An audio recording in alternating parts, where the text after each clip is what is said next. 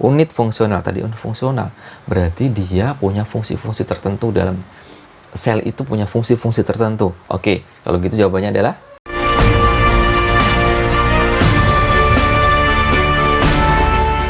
Assalamualaikum warahmatullahi wabarakatuh, teman-teman semua. Alhamdulillah pada kesempatan kali ini kita berjumpa kembali dan insya Allah kita akan bersama belajar melanjutkan pembelajaran kita. Dan kita hari ini akan membahas tentang konsep di kelas 11 semester yang pertama. Dan insya Allah semoga doakan saya bisa konsisten untuk bisa membuat konten-konten ini dan kita harapkan bisa dipakai sebagai sarana untuk kita semua bisa belajar, khususnya di materi biologi. Baik, teman-teman semua, pada kesempatan kali ini kita masuk ke sebuah konten, yaitu sel. Ya, sel sebagai unit terkecil kehidupan. Di bab ini sebelumnya saya ingin sampaikan bahwa akan kita bagi menjadi beberapa pertemuan. Dan pada kesempatan pertemuan pertama, tujuan pembelajaran kita adalah fokus pada pembahasan, yakni 3 pembahasan yang kita harapkan nanti kita dapat di pertemuan pertama ini. Yang pertama tentang konsep sel. Jadi teman-teman setelah belajar tentang ini, maka minimal tahu tentang konsep sel. Yang kedua adalah teman-teman kita harapkan juga tahu komponen kimiawi sel. Jadi tujuannya fokus pembahasan kita adalah selain konsep tentang sel, maka teman-teman juga tahu tentang komponen kimiawi sel. Yang ketiga, teman-teman semua nanti kita akan belajar, kita akan mengulas sekilas tentang jenis tipe sel. Nanti diantaranya kita akan membahas tentang apa itu sel prokariot dan apa itu sel eukariot. Oke, yuk kita sama-sama simak pembahasan secara lebih detailnya. Nah, teman-teman semua, ketika kita bicara tentang sel, maka tidak bisa terlepas tentang sebuah konsep bahwa sel ini adalah benda kecil. Maka kita semua sudah ingat bahwa ternyata untuk melihat benda kecil menggunakan alat bantu, dan kita kenal dengan mikroskop. Oke, nah ngomong-ngomong kapan itu sel pertama kali dilakukan penelitian, di beberapa literatur disebutkan yang pertama bahwa pada 1665 seorang ilmuwan Inggris bernama Robert Hooke mengamati sayatan gabus dari batang Quercus sober dan menggunakan mikroskop sederhana. Pada waktu itu masih menggunakan mikroskop sederhana. Nah, setelah dia ngamati, setelah dia melihat tentang bagaimana susunan dari batang gabusnya, sayatan gabus tadi dari batang Quercus sober tadi, ternyata dia melihat adanya ruang-ruang kosong, adanya ruang-ruang kosong yang dibatasi oleh dinding tebal. Jadi ada ruang-ruang kosong yang dibatasi oleh dinding tebal. Maka Robert Hooke menyebutnya ruang-ruang kosong tersebut dengan istilah cellulae, artinya sel. Maka itulah awal mula bagaimana penelitian sel dilakukan sebuah penelitian. Oke, nah berikutnya pertanyaan kita adalah bagaimana sih sebetulnya struktur sel tersebut? Apakah hanya ruang-ruang tok begitu saja? Hanya ruang-ruang saja? Mungkin di benak kita juga ada pertanyaan berikutnya. Bagaimana sel-sel tersebut menyusun suatu organisme? Terus bagaimana kalau sudah ruangan, kok bisa menyusun sebuah organisme? Dan pertanyaan berikutnya yang nanti kita akan bahas di konsep ini adalah apa proses yang terjadi? Apa saja proses yang terjadi sehingga sel itu dikatakan makhluk hidup dan penyusun makhluk hidup? Maka proses apa yang terjadi? Nah, 3 pertanyaan ini nanti kita akan bahas di beberapa segmen ke depan. Oke, kita akan membahas tentang yang pertama, yaitu konsep sel. Maka dalam hierarki organisasi biologis, sel merupakan kumpulan materi paling sederhana yang dapat hidup. Jadi kalau di kelas sebelumnya, kalian sudah belajar tentang struktur atau hierarki kehidupan, dari mulai sel, nanti terus menjadi sebuah jaringan, kemudian organ, sistem organ, dan seterusnya. Maka sel adalah, berdasarkan Campbell dan Rees, disebutkan bahwa ternyata sel adalah merupakan kumpulan materi sederhana yang dapat hidup. Baik, maka konsep sel ada beberapa konsep. Yang pertama adalah sel dikatakan sebagai unit struktural terkecil. Apa itu maksudnya? Bahwa ternyata sel itu merupakan penyusun yang mendasar bagi makhluk hidup. Jadi, kalau hari ini kita melihat makhluk hidup, ada hewan, ada tumbuhan, ada kucing, ada bunga mawar, ada tanaman berbagai macam. Ternyata kalau kita lihat secara lebih detail, kita lihat struktur terkecilnya, itu adalah sel. Maka, jadi dari sini kita melihat bahwa sel dikatakan sebagai unit struktural terkecil makhluk hidup. Ini konsep yang pertama. Konsep yang kedua, sel dikatakan sebagai unit fungsional terkecil. Apa maksudnya? Maksudnya ternyata adalah kalau kita nanti lihat sel, ya, kita amati sel, kita belajar tentang sel secara lebih mendalam, maka nanti kita akan melihat atau menemukan bahwa sel dapat melakukan berbagai proses kehidupan. Ya, jadi ternyata sel itu bisa melakukan berbagai proses kehidupan di dalam sel itu. Apa saja proses kehidupan? Kita sudah belajar ciri-ciri makhluk hidup dong ya. Oke, berarti mereka bisa melakukan proses respirasi, transportasi, reproduksi, dan seterusnya. Dan ternyata sel itu mampu melakukan itu semua. Maka karena sel mampu melakukan fungsi-fungsi tersebut, fungsi respirasi, fungsi transportasi, ekskresi, sekresi, sintesis, dan seterusnya, maka disinilah dikatakan bahwa sel merupakan struktur fungsional terkecil. Ini yang konsep yang kedua. Konsep yang ketiga adalah berkaitan dengan sel dikatakan sebagai unit hereditas makhluk hidup. Apa itu hereditas? Ya, sistem keturunan ya. Kenapa kok seperti itu? Karena ternyata sel mampu menurunkan sifat genetis dari satu generasi ke generasi berikutnya. Jadi sel mampu menurunkan sifat genetisnya dari satu generasi ke generasi berikutnya. Inilah kenapa sel dikatakan sebagai unit hereditas terkecil. Oke, sampai sini konsep sel selesai. Apa maksudnya? Ya, ternyata sel memiliki 3 konsep mendasar. Yang pertama, sel sebagai unit struktural terkecil. Yang kedua, sel sebagai unit fungsional terkecil. Dan yang ketiga, sel sebagai unit hereditas makhluk hidup. Oke.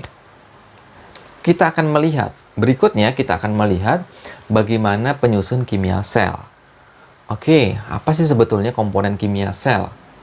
Nah, ternyata teman-teman semua, kalau kita lihat penyusunnya, maka nanti kita akan menemukan ada yang disebut sebagai unsur makro.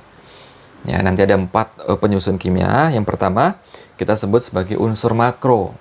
Makro berarti besar, oke. Jadi unsur-unsur ini adalah merupakan unsur yang terbesar yang menyusun sebuah sel. Jadi apa itu unsur makro di sana? Perhatikan, ini adalah dalam pembelajaran kimia kalian sudah belajar beberapa unsur dan ternyata penyusun sel adalah beberapa unsur dari unsur-unsur di bawah ini. Yang pertama adalah unsur oksigen atau O. Yang kedua adalah unsur karbon atau C, yang ketiga adalah hidrogen atau H, dan yang keempat adalah nitrogen atau N.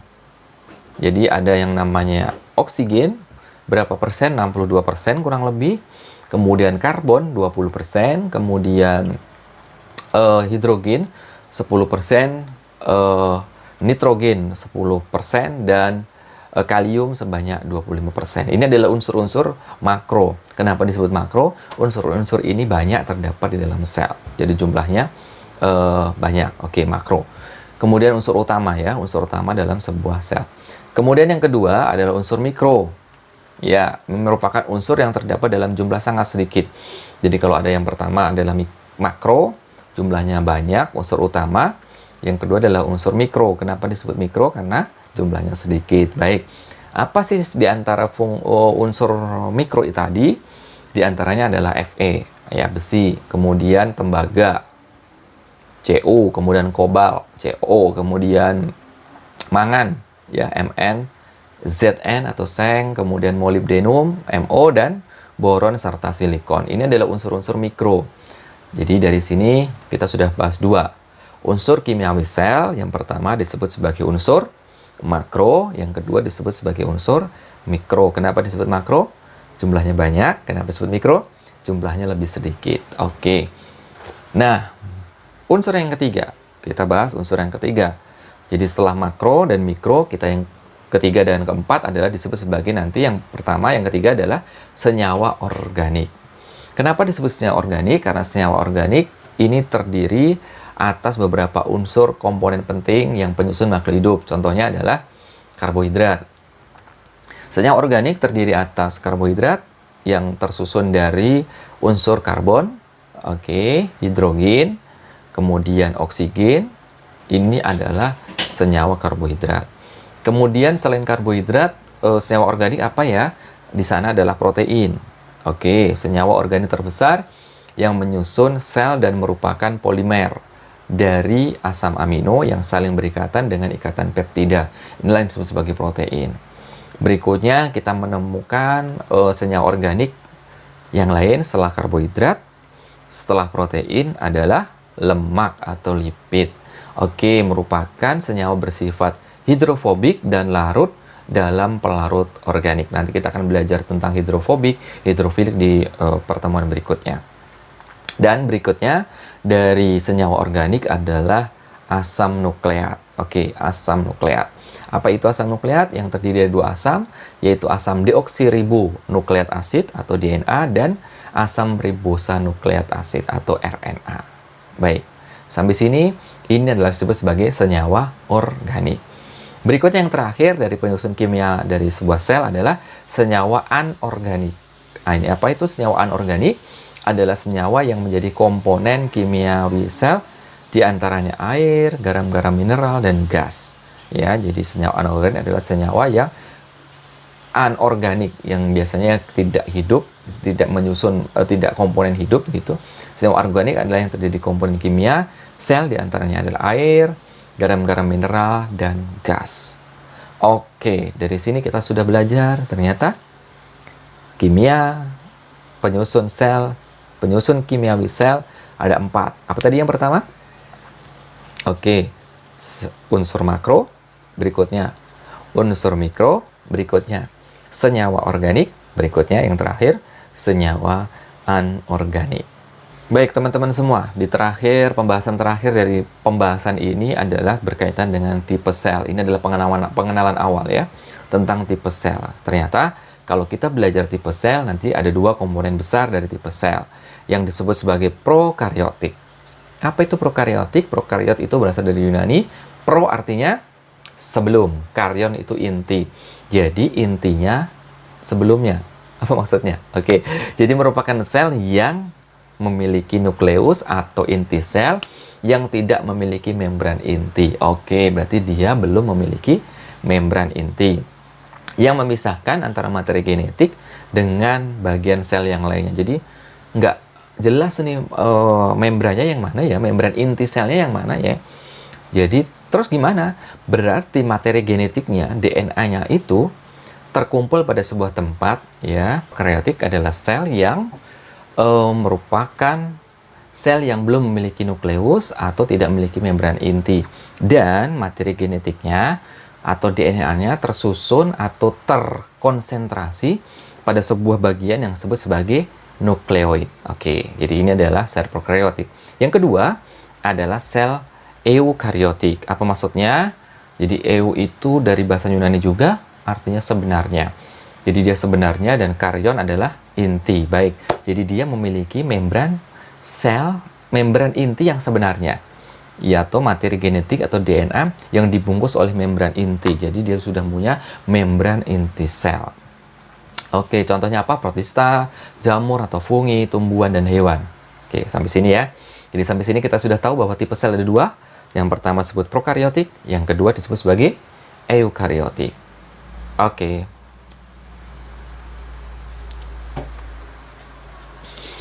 Sip teman-teman semua.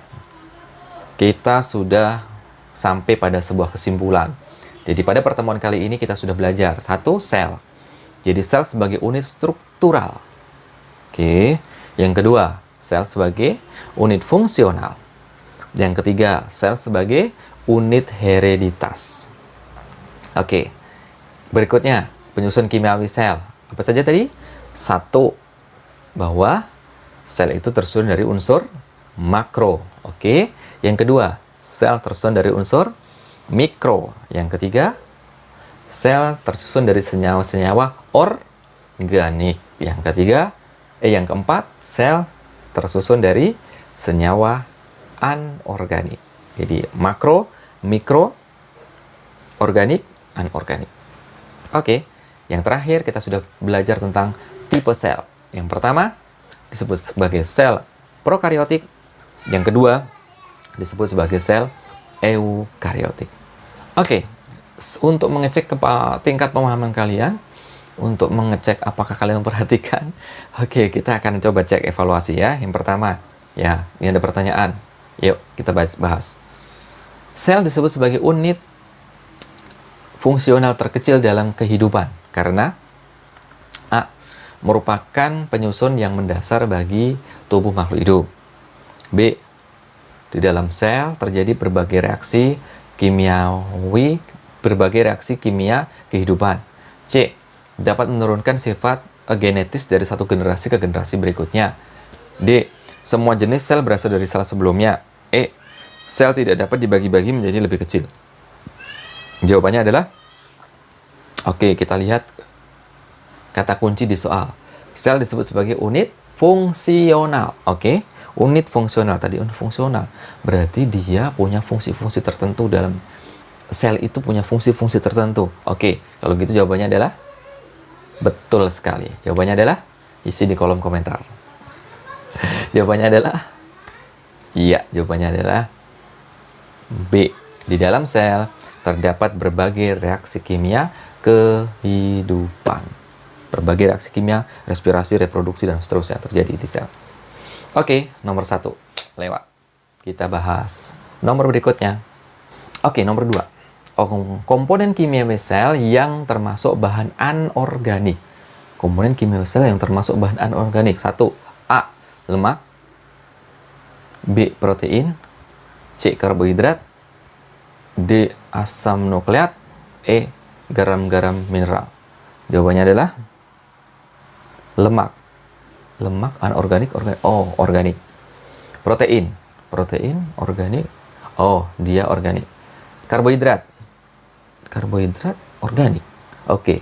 Asam lemak. Asam nukleat. Asam nukleat, organik. Berarti jawabannya E. Benar sekali. Garam-garam mineral. Dia termasuk bahan anorganik. Oke. Baik teman-teman semua, alhamdulillah kita sudah selesaikan konsep ini. Jadi sel sebagai unit terkecil dari kehidupan. Jadi tadi kita sudah belajar tentang bagaimana konsep sel, bagaimana kimiawi sel, dan bagaimana perbedaan prokariot dan eukariot. Pada pertemuan berikutnya, kita akan membahas tentang struktur dan fungsi organel sel. Apa saja dalam sel itu? Apa saja bagian-bagiannya? Kalau kita sudah tahu bagian-bagiannya, apa fungsinya masing-masing? Oke, jangan kemana-mana. Insya Allah kita nanti akan bahas di pembelajaran berikutnya. Ya, pembelajaran berikutnya jangan kemana-mana. Dan tetap jaga kesehatan, tetap semangat belajar. Insya Allah kita akan ketemu di pertemuan dan pembelajaran di video berikutnya. Terima kasih. Sampai jumpa. Assalamualaikum warahmatullahi wabarakatuh.